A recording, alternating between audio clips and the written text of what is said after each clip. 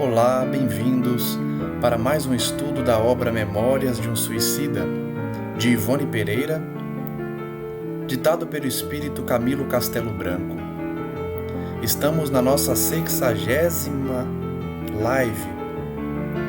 live, portanto, número 60, em que analisamos as informações de Camilo em relação ao mundo espiritual por sua escolha pelas portas do suicídio quando retornou ao plano espiritual.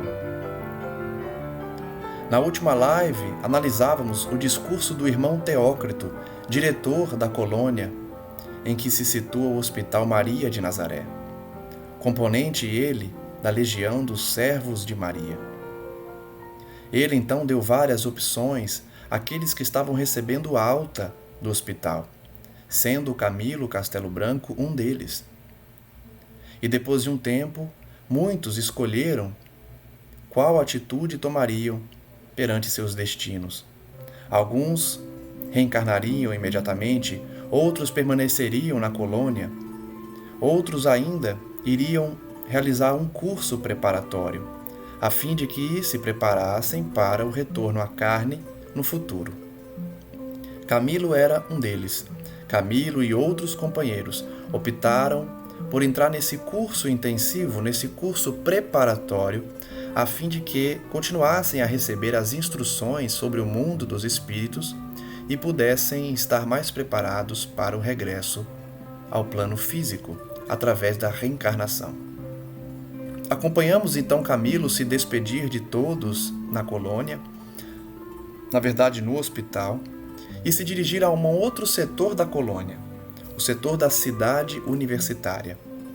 Lá chegando, ele mal pôde descrever a beleza do local. Foi aí então onde paramos e vamos prosseguir no estudo de hoje. Camilo informa que nesse local ele tomou conhecimento das matérias que ele iria estudar para prosseguir no seu aprendizado. E uma delas era um idioma novo. Esse idioma, segundo Camilo Castelo Branco, seria o idioma que todos nós aprenderemos também um dia, porque facilitará o intercâmbio dos encarnados com os desencarnados, bem como a união dos povos, das nações. Ele diz aí então que futuramente esse idioma definitivo, que nós acreditamos ser o Esperanto, seria a ligação futura entre os homens e os espíritos, porque facilita o entendimento, remove as barreiras da incompreensão e contribui para a confraternização idealizada por Jesus. Uma só língua, uma só bandeira, um só pastor. Camilo então prossegue informando que esse idioma, cuja ausência entre médiuns brasileiros havia impossibilitado ele de ditar obras conforme desejara, contribuiria para que fosse mais penoso o trabalho da reabilitação dele. Por isso, esse idioma possuía um nome que se aliava ao doce refrigério que aclarava as mentes dele. Chamava-se, tal como o nosso burgo, Esperança, e lá se encontrava, junto aos demais, o majestoso edifício no qual era ministrado, acompanhando-se das recomendações fraternais para que foi idealizado. Vejam então que a ausência de conhecimento do Esperanto fazia com que Camilo tivesse maior dificuldade para ditar obras através da mediunidade. E o nome de fato veio da esperança. Assim, ele iria aprender esse idioma para que, ao reencarnar, pudesse levá-lo impresso nos refolhos do espírito e não esquecesse de exercitá-lo sobre a terra.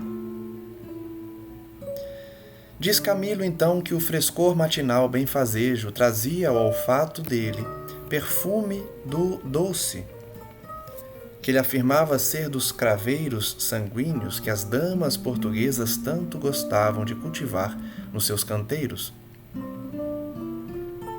Também os pássaros, como se cantassem ao longe, assobiavam ternas melodias, completando a doçura do painel. Camilo informa que haviam chegado na véspera, quando as estrelas começavam a brilhar, irradiando carícias luminosas. Romeu e Alceste apresentaram então a direção do novo burgo, do novo bairro, à cidade universitária, despedindo-se em seguida e finalizando a missão deles junto a Camilo e os demais companheiros. Camilo diz que não foi sem uma profunda emoção que ele e os demais viram retirar-se os jovens boníssimos a quem eles tanto deviam e aos quais abraçaram comovidos, conquanto que, sorrindo, observaram: não estaremos separados, apenas mudastes de recinto dentro do mesmo lar. É como se eles tivessem mudado apenas de aposento, mas estavam no mesmo lar, na mesma casa. O próprio universo infinito é o lar das criaturas de Deus. Logo, eles não estariam distantes. Irmão Sóstenes era o diretor da cidade Esperança. Então vejam que a cidade universitária, onde Camilo e os demais teriam as aulas de diversos temas, como ciência, espírito, a língua do Esperanto, ficava no bairro chamado Cidade Esperança, e o diretor era o irmão Sóstenes. Ele falou então a eles de forma discreta, bondosa, sem que eles tivessem qualquer vontade de fitá-lo, olhar nos seus olhos. Sejam bem-vindos, meus caros filhos. Que Jesus, o único mestre que em verdade aqui encontrareis, vos inspire a conduta a seguir na etapa nova que hoje se delineia para vós. Confiai, aprendei e trabalhai, a fim de que possais vencer. Esta mansão vos pertence. Habitais, portanto, um lar que é vosso e onde encontrareis irmãos, como vós, filhos do Eterno. O diretor estava dando as boas-vindas, explicando que era tudo deles ali, porque fazia tudo parte de uma grande casa em que aquela família iria habitar, todos como irmãos. Maria, sob o beneplácito de seu augusto filho, Jesus, ordenou sua criação para que vos fosse proporcionada a ocasião de preparativos honrosos para a reabilitação indispensável. Vemos aí, então, mais uma vez, a interferência de Maria Santíssima, que mandou criar aquele burgo, aquele bairro, para que os suicidas tivessem um maior preparo para a reabilitação através da reencarnação. Encontrareis então no amor de mãe de Maria sustentáculo sublime para vencerdes o negror dos erros que vos afastaram das pegadas do grande mestre, a quem deveis antes amor e obediência. Ali eles receberiam o preparo para que pudessem suportar as dores, as dificuldades da existência tão dolorosa, tão difícil dos suicidas. Cumpre, portanto, apressar a marcha, recuperar o tempo perdido. Ele esperava, então, que eles pudessem compreender com inteligência as próprias necessidades. Camilo diz, então, que nada respondeu, nem ele, nem os demais. Lágrimas umedeceram suas pálpebras. Eram como meninos tímidos que estavam a sós pela primeira vez com o velho e respeitável professor ainda incompreendido. Foi quando, logo após, foram conduzidos ao internato onde deveriam residir, passando a noite e de onde pela manhã saíram a passear. Eles foram então direcionados ao internato, aos aposentos, e no dia seguinte foram conhecer a cidade. Aqui e ali, pelos parques que bordavam a cidade, deparava Camilo e seus companheiros turmas de alunos ouvindo seus mestres, sob a poesia doce de arvoredos frondosos, atentos e inebriados como outrora teriam sido na terra os discípulos de Sócrates ou de Platão. Percebam então a didática naquela cidade. As aulas eram ministradas ao ar livre, entre as árvores frondosas. A maneira dos discípulos de Sócrates e de Platão, que ouviam seus mestres sob o farfalhar dos plátanos de Atenas. Os iniciados do grande Pitágoras os desgraçados da Galiléia e da Judéia, os sofredores de Cafarnaum ou Genezaré, embevecidos ante a intraduzível magia da palavra messiânica. Percebam que a didática então do local era a mesma utilizada por Jesus, por Pitágoras, por Sócrates e por Platão. Os ensinos ao ar livre, cuja paisagem é a própria natureza. Senhoras transitavam pelas alamedas, acompanhadas de vigilantes severas como Marie Numier, a quem mais tarde conheceríamos muito de perto, ou impenetráveis como Vicência de Guzmán, jovem religiosa da antiga Ordem de São Francisco, irmã do nosso antigo benfeitor, Conde Ramiro de Guzmán, a qual igualmente passamos a bem-querer tão logo soubemos dos elos imarrecíveis que a ligavam aquele instrutor. Vamos ver então a nota da médium sobre esse espírito. Ela diz: personagens de uma narração incluída nos apontamentos concedidos pelo verdadeiro autor dessas páginas no decurso de 20 anos de experiências mediúnicas, mas a qual o seu compilador houve por bem omitir no presente volume, reservando-a para novo ensaio literário em moldes espíritas. Então veja que essas informações trazidas aqui da Vicência de Guzmán, irmã de Ramiro de Guzmán, foram separadas para uma outra obra que Camilo já havia dado as informações, mas primeiro iria adaptar essa história com o conhecimento espírita. Camilo então encontrou com esses personagens, primeiro com Ramiro de Guzmán lá no hospital, como já conhecemos, e agora Vicência de Guzmán, sua irmã, ligada a ele, que era servidor da seção das relações com a terra. Camilo diz que, absortos, ele e seus companheiros consentiam que a imaginação se desdobrasse, arrastada pelas sugestões, deixando palpitar na sua mente e nos seus amigos múltiplas impressões, quando de mansinho alguém tocou em seu ombro, produzindo, na sensibilidade dele, uma suave emoção de uma carícia infantil que despertou um prolongado torpor. Ele então estava refletindo sobre as lições, sobre o local que era muito bonito, e alguém tocou o seu ombro, retirando ele daquele torpor. Camilo então voltou-se, e os demais companheiros também, que eram João e Belarmino, já que os demais estavam internados no recolhimento, e se depararam com duas damas que estavam ao lado deles, convidando-os para uma reunião de honra que foi convocada a pequena falange chegada no dia anterior. Então vejam que Camilo, Belarmino e João, estavam ali e foram abordados por duas damas que os convidaram para uma cerimônia, para uma reunião, onde todos os que haviam chegado no dia anterior iriam participar.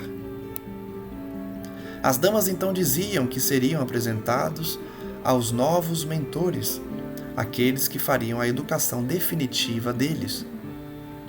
Eles então seriam entregues a esses instrutores como verdadeiros guardiães, que zelariam por eles de forma paternal até que se findasse o curso de experiências renovadoras, que eles precisavam levar a efeito numa próxima encarnação nos planos terrestres.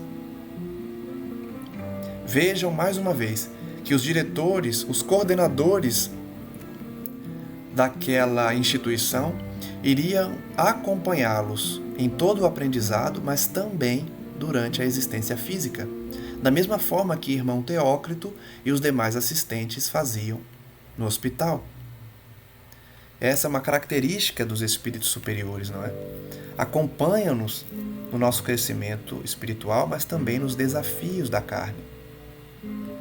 Camilo então informa que a primeira dessas damas, justamente a quem havia tocado o seu ombro, era uma menina loira, mimosa, que andaria pelas 15 primaveras, portadora de gracilidade irresistível. Trajava-se de forma curiosa,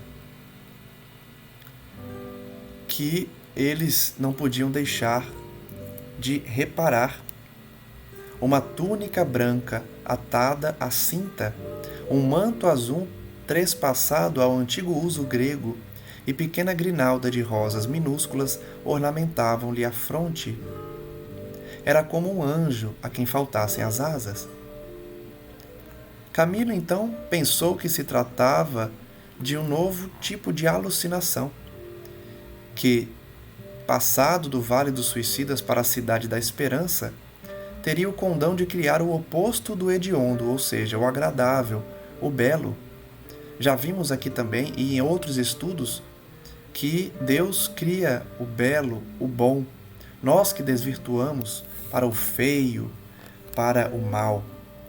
Então a sua criação é sempre bela e sempre voltada para o bem. Essa era a diferença daquele local para o Vale dos Suicidas.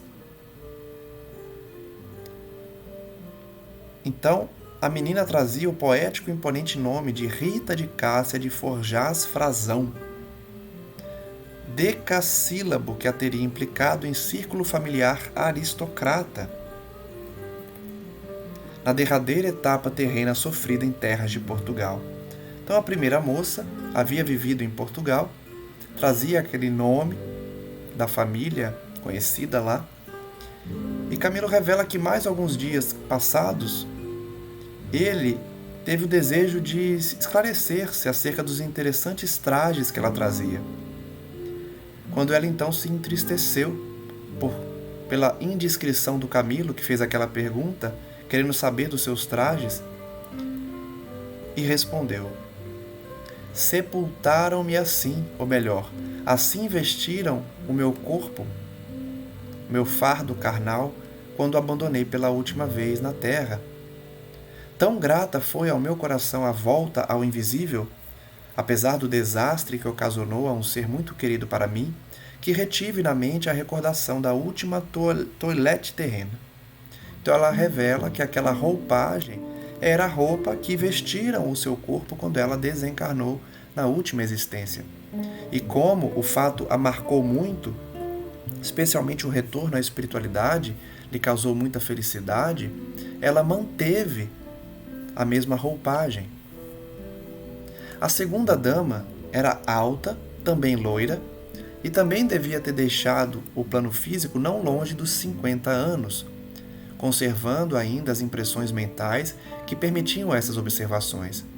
Porque nós sabemos que os espíritos moldam a sua aparência. Então Camilo podia dizer que ela tinha aproximadamente 50 anos pela moldagem que aquele espírito deixou em seu corpo astral, em seu perispírito. Simpática e atraente, estendeu a mão, muito gentilmente a ele, apresentando-se de uma forma cativante. Tenho certeza que já ouvistes falar de mim, disse ela. Sou Doris Mary Steele da Costa e venho de uma existência terrena em que muito gratamente servi de mãe ao meu pobre Joel, vosso amigo do departamento hospitalar.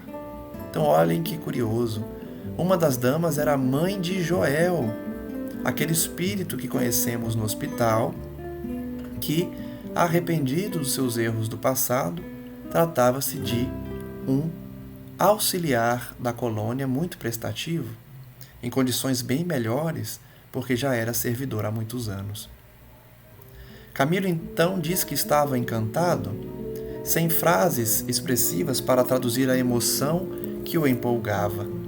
Respeitosamente, então, beijou a mão daquela senhora, que foi estendida a ele, mas sinceramente o fez, sem afetar a que ele estava habituado. Foram, então, até a sala das assembleias, situada na sede central do novo departamento, levados por irmãs vigilantes encarregadas do serviço interno. Eles foram, então, se encontrar para aquela reunião direcionada aos recém-chegados. Camilo diz, então, que a turma dele, que contava com cerca de 200 pessoas, 200 pecadores, era das mais vultosas que no momento existiam naquela cidade, contando em seu conjunto com um grande contingente de damas brasileiras pertencentes a variados planos sociais da terra. Então vejam que Camilo e seus companheiros chegaram ao local das reuniões e perceberam que a turma que iria assistir aquelas aulas, que iria assistir aquele curso preparatório, era formada em sua maioria por damas brasileiras, oriundas de várias regiões, de vários planos sociais da terra, o que muito admirou Camilo e também Belarmino e João, reconhecendo que as estatísticas de suicídios de mulheres no Brasil avantajavam-se de muito as de Portugal. Olha que informação curiosa. A turma formada ali, a ser formada, tinha muitas mulheres, e Camilo ficou espantado com o número de suicidas brasileiras, de mulheres brasileiras que se mataram, sendo muito mais no Brasil do que em Portugal. A reunião era presidida pelo guardião-chefe, irmão Sóstenes. Ele iniciou, então, exortou a todos a homenagem mental a Deus, o Criador, e eles fizeram intimamente, orando, conforme fora possível, impelidos por um sincero respeito. Camilo diz que à sua direita postava-se um ancião, cujas barbas níveas, descendo até a cintura, terminando em sentido agudo, imprimiam um aspecto de venerabilidade à sua personalidade. E eles todos emocionados, julgavam-se na presença de um daqueles patriarcas que os livros sagrados retratam, ou de um faquir indiano, experimentado em virtudes e ciências através das disciplinas mais austeras. Curioso notar, então, que ao lado de Camilo tinha um idoso, um ancião de barbas longas, parecendo um faquir, parecendo um sábio da Índia. À esquerda, um outro iniciado despertou a atenção de Camilo, também com perfil hindu clássico, infundindo em seu espírito um sentimento singular de atração. Os dois eram veneráveis, e aquele à esquerda apresentava menos idade, refletindo antes a maturidade, com a pujança do seu equilíbrio racional estampada no vigor das feições, que deixava Camilo observar com nitidez. Então, ao lado tinha um ancião e do outro lado tinha um homem de aproximadamente 50 anos, porque ele fala em maturidade aqui, ambos com características hindu. Mais além, um jovem quase adolescente despertou ainda maior atenção de Camilo, uma vez que ocupava outra cátedra de mestre e não o local reservado aos adjuntos. Então, um jovem estava na posição de mestre e também chamou a atenção de Camilo. Tinha um semblante formoso, uma feitura, por assim dizer, angelical, com um perfil hebreu, irradiando impressionante doçura, que Camilo supôs tratar-se de uma aparição de que os livros orientais eram férteis em mencionar. Não fora a realidade insofismável de tudo quanto o cercava. Esse jovem, então, de aparência tão austera, ladeava Sóstenes à direita, ombreando com o ancião. Então, o diretor do local estava no centro, e à sua direita estava um jovem, que Camilo percebeu ser um dos instrutores. A um sinal do irmão Sóstenes, iniciou-se a chamada dos pacientes. Os nomes, então, de todos, registrados num livro volumoso de matrícula que eles assinaram quando chegaram, ressoavam um a um, proferidos pela voz possante de um adjunto, que ao lado da tribuna de honra, como que secretariava a reunião, ia falando. E ouvindo que os chamaram, Camilo respondeu timidamente, como um colegial bisonho, enquanto a repercussão fazia repetidos os nomes deles mais além, entre salas e galerias, levando-os através das alamedas distantes dos parques da cidade que se estendia entre flores e pavilhões grandiosos. para os perpetuarem, quem sabe, ecoando-os pelo infinito e pela eternidade. Os seus nomes então eram repetidos um a um, todos os que iriam realizar o estágio naquela região. Todos presentes então, levantou-se o diretor para discursar. Iniciais neste momento fase nova em vossa existência, disse o diretor. Existência de espíritos delituosos, meus caros amigos, chamou ele. Dentre tantos padecentes que convosco chegaram a esta colônia, vocês foram os únicos a atingir condições indispensáveis às lutas do aprendizado espiritual que vos conferirá base sólida para a aquisição de valores pessoais nos dias por vindouros. Então vejam mais uma vez que o objetivo daquele estágio era dar preparo para Camilo e os demais. Eles tinham condições de assistir aquelas aulas e se prepararem com maior avidez para o retorno à Terra, o retorno através da reencarnação.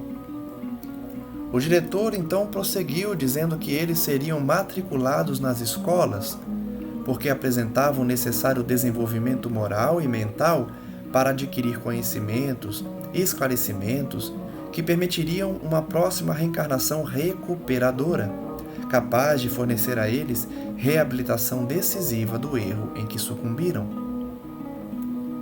Repetição aqui, então, de que estavam ali para se preparar para uma nova reencarnação, a fim de saldar a dívida do passado decorrente do suicídio.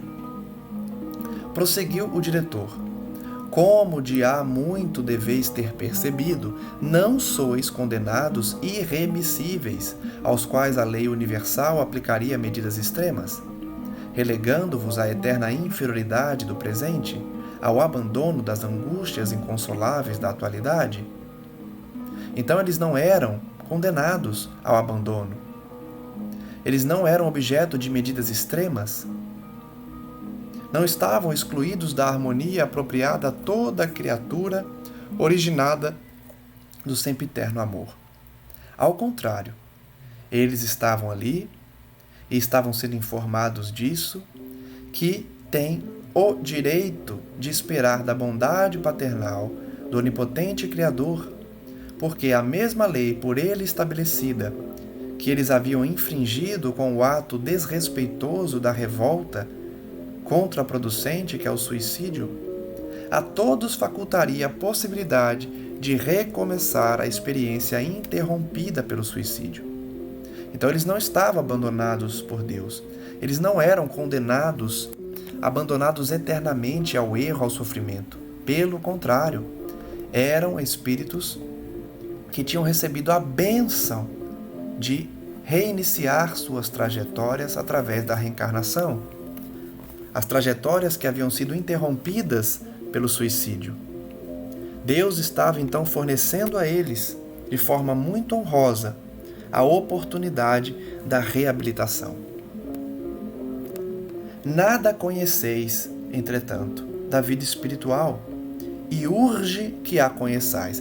É urgente que eles conhecessem a realidade espiritual.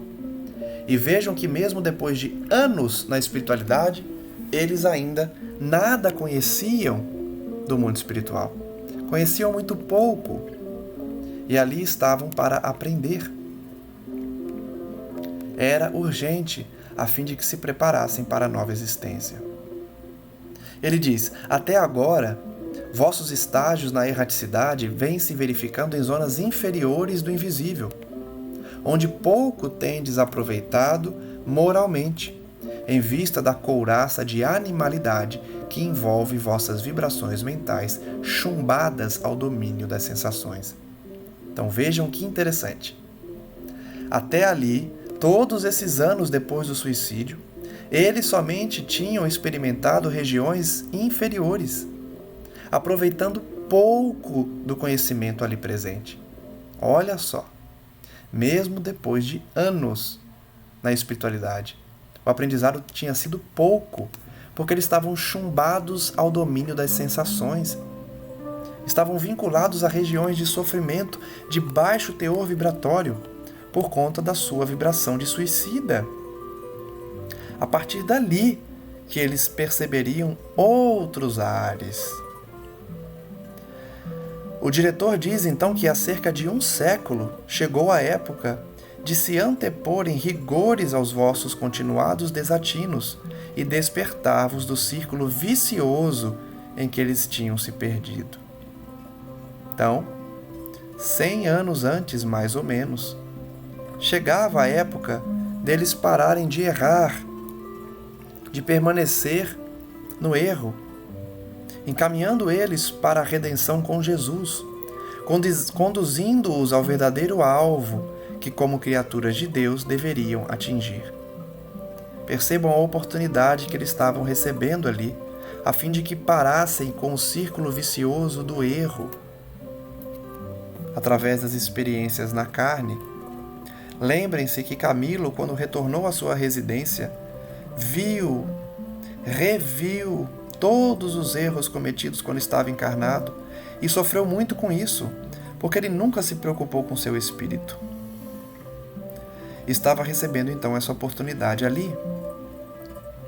Muitos de vós, disse o mentor, doutos que fostes na terra, ou seja, intelectuais, doutores, lúcidas inteligências, que se impuseram na conceituação da sociedade terrena, desconheciam os mais rudimentares princípios de espiritualidade.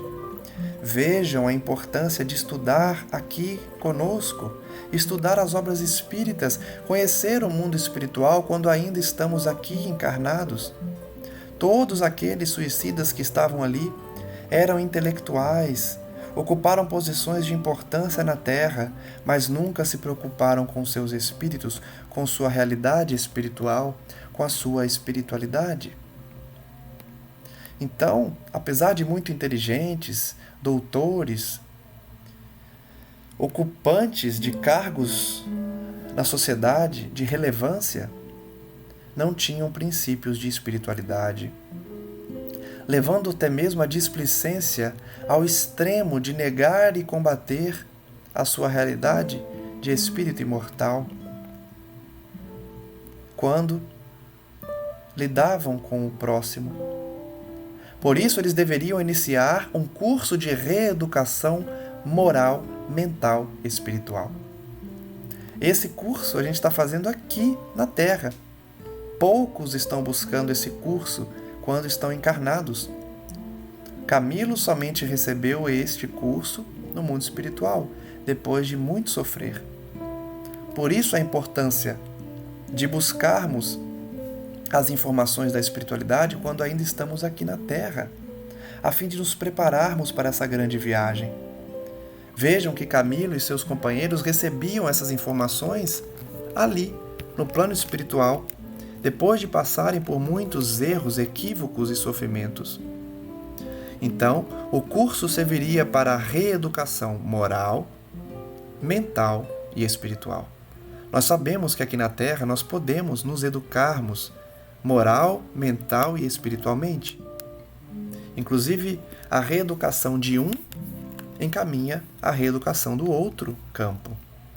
A reeducação moral leva à reeducação mental e espiritual também, que é o que estava faltando a eles, já que as predisposições para esse objetivo acudiram aos apelos desesperados dos sofrimentos por que passaram.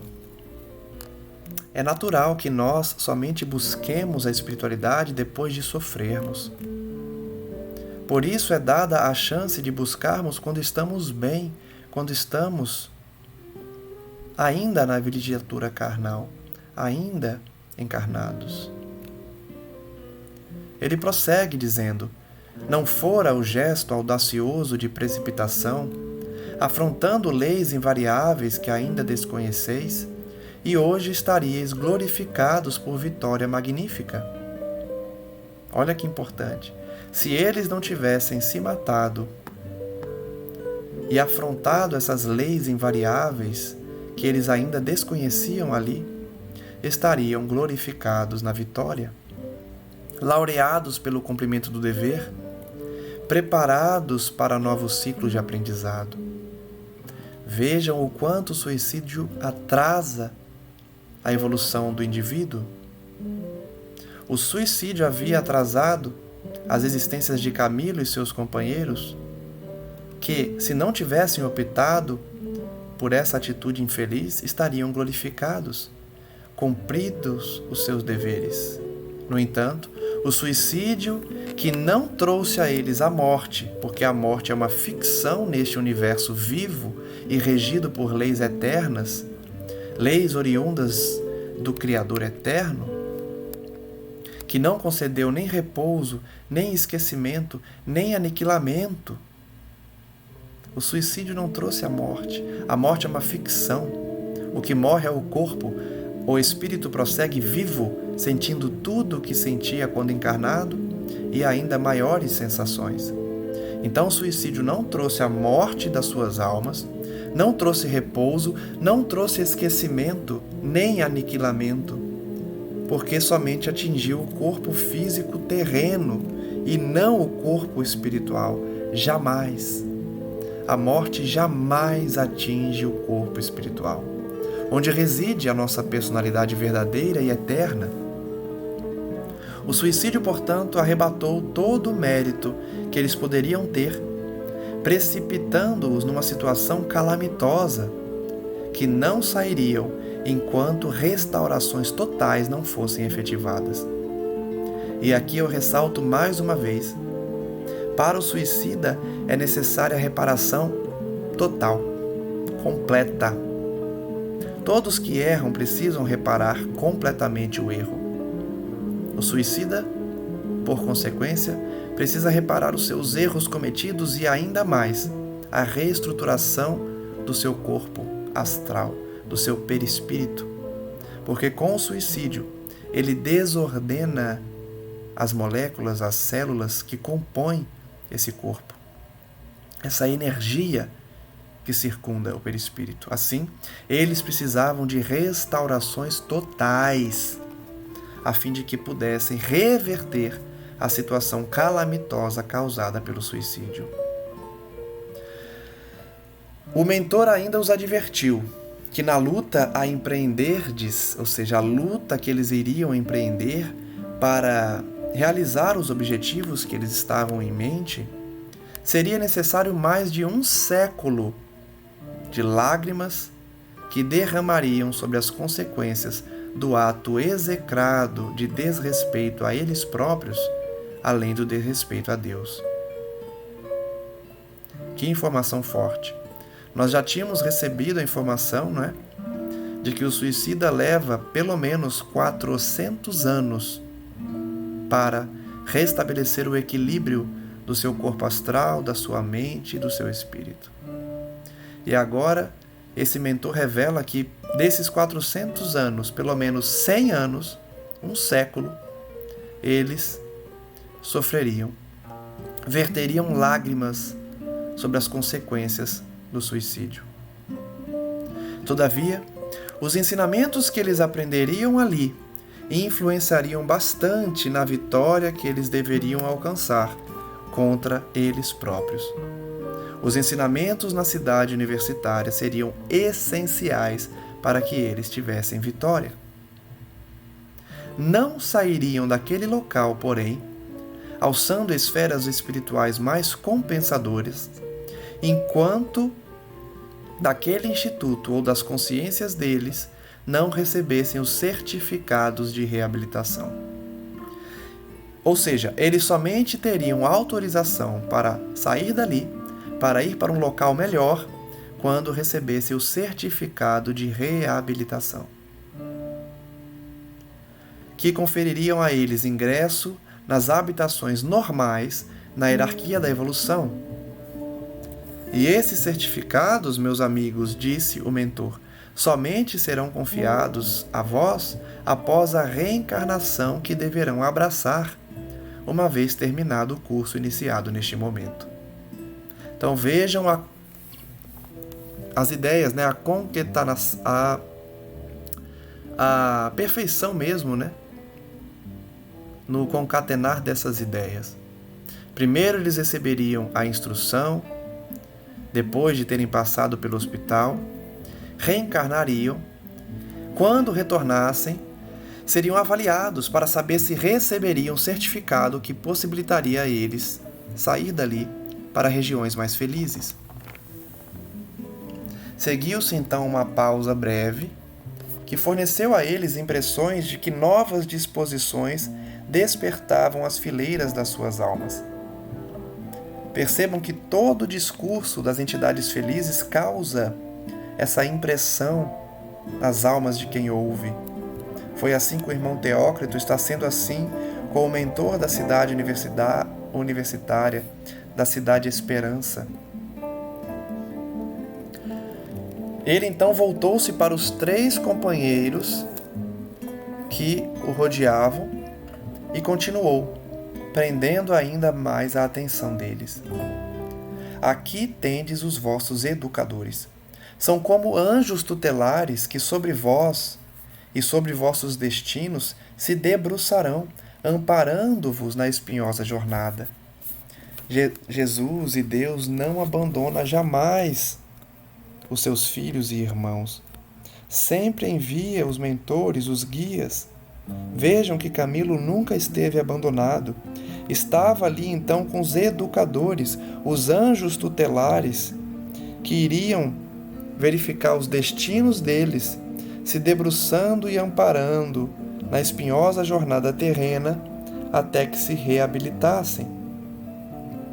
Esses anjos tutelares iriam acompanhá-los a partir daquele momento, em todos os dias da vida deles. E a sua missão somente estaria cumprida,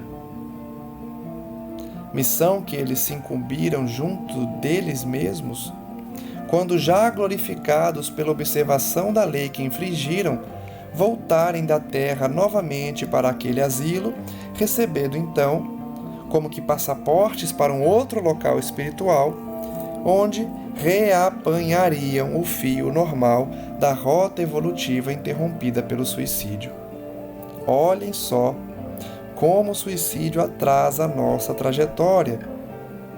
Todos eles teriam que passar pelo curso, reencarnar, comprovar que aprenderam as lições, retornar àquele plano espiritual, para só então receber o certificado e o passaporte para prosseguir com suas vidas, prosseguir com suas rotas evolutivas interrompidas pelo suicídio. Vejam quanto tempo perdido. Eles têm que dar graças à oportunidade que Deus dá de recuperação, mas reconhecem o tempo perdido causado pelo suicídio. As credenciais dos mestres, a quem, naquele momento, eles eram entregues em nome de Jesus, o pastor celeste, estendem-se em virtudes e méritos. Os mestres têm muitas virtudes, muitos méritos, de um passado remoto, muitas vezes comprovados nos testemunhos santificantes. Os mentores, então, que iriam ministrar as aulas, que iriam ensinar aos suicidas as lições necessárias, tinham vasta experiência, tinham muitas virtudes. O mentor então diz: à minha direita está Epaminondas de Vigo, o qual, numa escala ascensional brilhante, vem desde o antigo Egito até os sombrios dias da Idade Média na Espanha, servindo a verdade, exalçando o nome de Deus, sem que seus triunfos se arrefecessem nos planos da espiritualidade até o momento presente. Vejam que mentor importante Camilo e seus companheiros estavam recebendo. Epaminondas de Vigo, um espírito que vinha desde o Antigo Egito até a Idade Média, servindo ao Cristo, servindo a verdade. E dali, da Idade Média até hoje, trabalhando na espiritualidade, resgatando esses indivíduos. Que mestre, que professor eles estavam recebendo. Nos tempos apostólicos, onde ele, discípulo de Simão Pedro, glorificou o Mestre Divino, teve a honra suprema de sofrer o martírio e a morte no circo de Domício Nero. Então, olha que professor conviveu com Simão Pedro, foi morto no circo de Nero, que a médium colocou uma nota de rodapé dizendo que Nero foi imperador romano, famoso por sua tirania, sua extravagância, implacável perseguidor dos cristãos e famoso por ter ordenado a execução da própria mãe. Nero, de fato, foi um imperador muito mau. O professor, então, de Camilo e os demais tinha sido discípulo de Simão Pedro e foi morto num circo do Nero. Na Espanha, sob o império das trevas que circundavam as leis impostas pelo chamado Santo Ofício, ele brilhou como uma estrela salvadora, mostrando roteiros sublimes aos sofredores e perseguidos, como a muitos corações ansiosos pelo ideal divino, empunhando fachos de ciências sublimadas no amor e no respeito aos evangelhos do Cordeiro Imaculado. Olha como ele era elevado. Depois de tantos sacrifícios, serviu de professor, serviu de servidor dos sofredores, ensinando as ciências sublimadas no amor e no respeito aos evangelhos de Jesus. Ciências que ele havia buscado desde há muito tempo nas peregrinações devotadas aos arcanos sagrados da velha Índia. Olha que espírito elevado! Essa que foi sábia e protetora na terra de verdades imortais. E como ele brilhou no meio das trevas, sacrificou-se novamente, não mais atirando seu velho corpo carnal às feras esfaimadas, mas queimando-o em fogueira pública. Olha quantos sacrifícios esse espírito Epaminondas passou. Foi morto no circo de Nero, depois, por esclarecer as mentes, por diminuir as dores dos sofredores, foi queimado vivo em fogueira pública, onde mais uma vez ele provou seu imarcessível devotamento ao Senhor Jesus de Nazaré. Quem dera receber uma aula desse espírito, hein? Isso foi a descrição de quem estava à direita do diretor. À sua esquerda estava Souria Omar, antigo mestre de iniciação em Alexandria, filósofo na Grécia, logo após o advento de Sócrates, quando fulgores imortais começavam a se acender para o povo, até então distante dos conhecimentos sublimes, mantidos que eram estes em segredo, e apenas para o conhecimento e uso dos sábios e doutores. De um lado, um ex-discípulo de Simão Pedro, que sacrificou sua vida por 2 existências em favor do Cristo.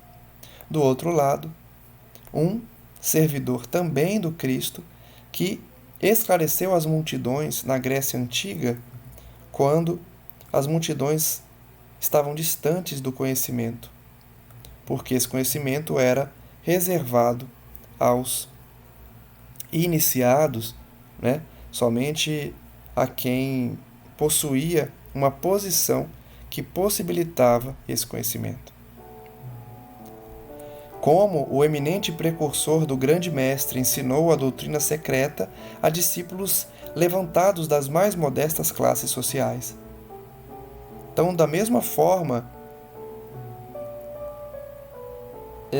que outros sábios ensinaram aos jovens, ele também ensinou a doutrina secreta, da mesma forma que Sócrates havia feito. Aqueles discípulos mais modestos, tanto Sócrates como ele, ensinou essa doutrina aos deserdados, aos infelizes, vindo posteriormente Jesus dar o maior exemplo. E à sombra dos carvalheiros frondosos, ou sob a amenidade poética dos plátanos, fazia-os sorver ensinos cheios de divina magnificência. transportando-os de felicidade na elevação dos pensamentos para o Deus sempiterno, Criador de todas as coisas. Por isso que nós vimos aqui, quando Camilo chegou na cidade, que as turmas eram externas, recebiam suas aulas ao ar livre, porque os mentores ali presentes, os instrutores, haviam vivido na Grécia Antiga, tinham sido grandes instrutores na antiguidade. Por isso, essa didática de ensinar ao ar livre. Falando então das vidas anteriores de um dos instrutores, ele diz que ele ensinava aos jovens ao ar livre, debaixo das árvores, e não na imagem que constava nos altos altares de pedra da antiga Hélade. Mais tarde, ele reencarnou na própria Judéia, atraído pela figura incomparável de Jesus, o mestre dos mestres, desdobrando-se em atitudes humildes, obscuras, mas generosas e sadias, seguindo as pegadas luminosas do celeste pegureiro. Notem que interessante, não é? À época de Jesus, outros espíritos muito elevados também reencarnaram. Esses dois instrutores seguiram os passos do Mestre. Um foi discípulo de Simão Pedro, o outro conviveu com o Cristo também, seguindo suas pegadas luminosas. E quando, em idade avançada, conheceu as perseguições de Jerusalém, foi apedrejado, aliás, logo após o apedrejamento de Estevão. Fortalecido ele por uma fé inquebrantável, sofreu também um longo martírio no fundo de um calabouço. Foi preso, então, torturado com a cegueira, considerado varão de muitas letras e por isso perigoso, nocivo aos interesses farisaicos. A ignorância dos doutores da lei, que não queriam que os seus adversários pudessem ter também destaque, fez com que esses espíritos de luz, conhecedores da ciência, conhecedores de muitas letras, como diz a obra, foram presos porque ofereciam risco aos fariseus. Ele então foi martirizado com espancamentos, mutilações dolorosas, até morrer, sucumbir, ignorado pela sociedade, irreconhecível pela própria família, porém glorificado pelo Mestre excelso. Por amor de quem tudo suportou com humildade, com amor, com reconhecimento. Que trajetória bonita desses dois instrutores da cidade universitária, da cidade Esperança. Haviam sido discípulos verdadeiros do Cristo, e o último deles, na descrição dada por Camilo, sofreu muito, foi espancado, torturado, esquecido pelo mundo, mas lembrado por Jesus em toda a sua glória, porque suportou tudo com humildade, com amor e com reconhecimento. Souria Omar e Epaminondas tinham a mente voltada desde muitos séculos para as altas expressões da espiritualidade, com suas almas fervorosamente batizadas na pira sagrada da ciência divina e do amor a Deus. Esses dois espíritos então tão elevados se encontravam operando na região de angústias em que eles estavam, materializado a ponto de ser reconhecidos por eles, suicidas que estavam ali para aprender. Da mesma forma em que eles estiveram na sua última existência carnal, não porque lhes faltavam luzes ou merecimento para alçar voos mais altos a outros lugares de elevação, em harmonia com seus méritos, mas porque eles dois eram fiéis aos princípios da iniciação cristã, que observavam acima de quaisquer outras normas.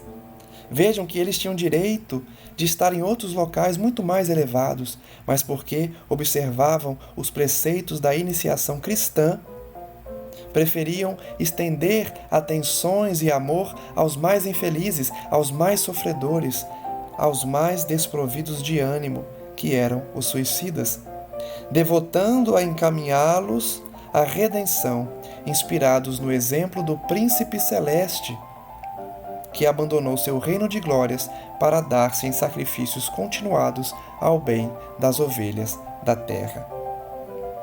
No final da live de hoje, então, reflitamos sobre a grandeza desses dois espíritos, instrutores da cidade Esperança, instrutores de Camilo e seus companheiros, duas figuras que há muitos séculos já se dedicavam ao bem, à espiritualidade, desde a iniciação hindu até a Grécia Antiga, até a Espanha da Idade Média, convivendo aí com o Cristo ou com os discípulos do Cristo e dando as suas vidas por sacrifício ao amor e à fraternidade. Nas próximas lives veremos como serão essas aulas ministradas a Camilo e seus companheiros, como será o estágio deles na cidade Esperança, nessa preparação para uma nova reencarnação. Agradeço a todos que acompanham o estudo e convido-os para a próxima live em que estaremos diante de novos aprendizados. Portanto, oremos, agradecendo a espiritualidade pela oportunidade do aprendizado, bem como da convivência com esses seres tão elevados e iluminados, que nós possamos receber as orientações deles e eles possam se fazer presentes em nossas vidas, nos aconselhando, nos alertando, nos demonstrando que o caminho do aprendizado e da prática do bem é aquele que nos leva à nossa redenção.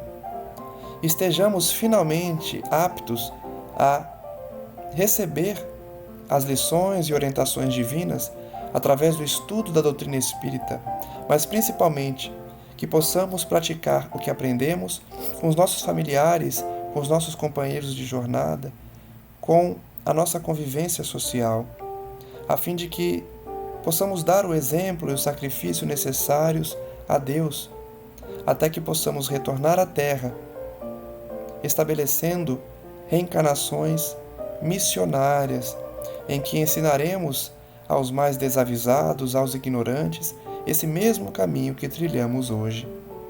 Graças damos ao Senhor Jesus e pedimos que Ele prossiga nos abençoando, estando presente em nossas vidas, a fim de que não caiamos nos mesmos erros, nas mesmas falhas que tantas desilusões nos trouxeram. Graças damos ao nosso amigo hoje e sempre, e que assim seja. Um forte abraço a todos e até a próxima live, em que prosseguiremos analisando essa obra bendita e tão grandiosa. Um forte abraço.